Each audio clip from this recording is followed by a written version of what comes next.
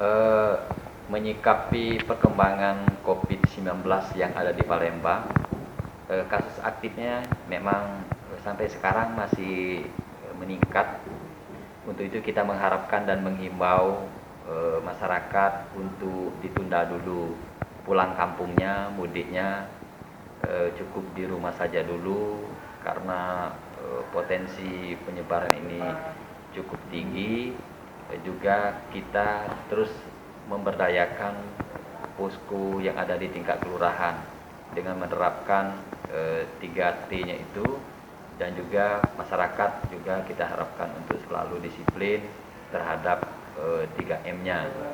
Untuk itu kalaupun rindu kampung halaman, kita harapkan cukup dengan video call. Kalaupun ada bingkisan dan lain-lain, usahakan dikirimkan saja. Dan kita juga tetap mematuhi regulasi yang ada baik dari pemerintah pusat maupun dari pemerintah Provinsi Sumatera Selatan.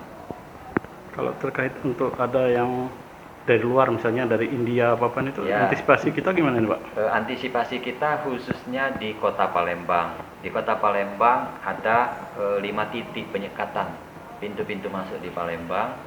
Maka dari itu Dinas Perhubungan bersama anggota TNI Polri-nya, Babinsa, Babin Kaptipmas yang tergabung dalam gugus tugas sudah mulai melaksanakan penyekatan di beberapa titik, termasuk Pol PP dan juga organisasi lainnya sekarang sudah rutin melaksanakan razia-razia baik di mal, di kafe, di pasar-pasar, dan juga di tempat keramaian-keramaian umum.